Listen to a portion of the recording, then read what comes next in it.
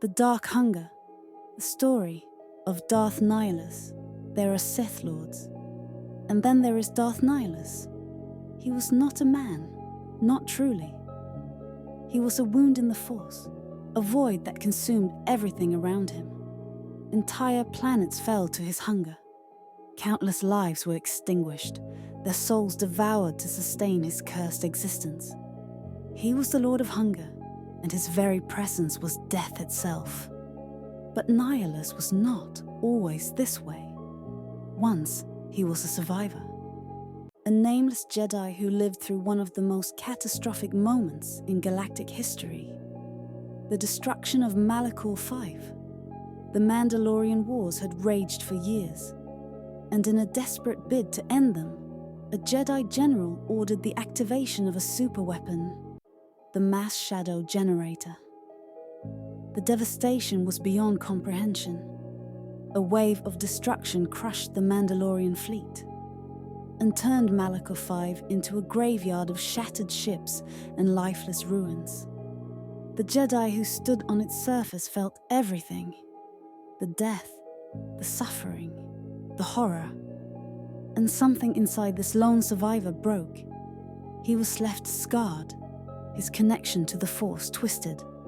He no longer experienced the Force as life, as energy.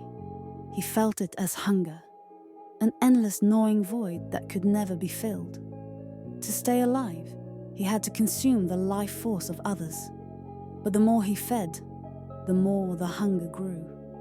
Then he heard a voice. Darth Nihilus, a Sith Lord, a master of betrayal. She found him wandering the ruins of Malachor. She took him in, gave him a purpose, and in time, he took a new name, Darth Nihilus. Alongside another apprentice, Darth Sion, he formed the Sith Triumvirate, a dark alliance that sought to annihilate the Jedi once and for all. But Nihilus was different from any Sith before him. He had no interest in ruling, no desire for power in the traditional sense. He cared only for his hunger, and so he set out on a path of consumption, devouring entire worlds, feeding on the Force itself. The Jedi feared him like no other. He was a phantom, a shadow that could not be reasoned with. Wherever he went, the Force itself seemed to scream, then fall silent, forever. One by one, the Jedi temples fell. The Sith had returned, and this time, the enemy was beyond mortal understanding. But even Sith Lords are not invincible. His insatiable hunger made him powerful, but it also made him blind. He did not see betrayal coming. Darth Nihilus, his former master, turned against him. She set the pieces in motion for his fall, and so, when he prepared to feast upon yet another world, a Jedi exile stood in his way. This exile was different. Wound met wound. The Jedi had survived Malachor V, just as Nihilus had.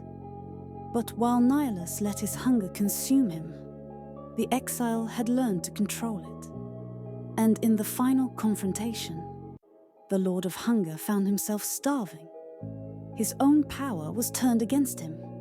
His essence, once thought to be eternal, crumbled. His mask, the last remnant of his humanity, fell to the ground. And just like that, the void was silenced. But legends say that a wound in the Force never truly heals. Nihilus was not just a Sith Lord.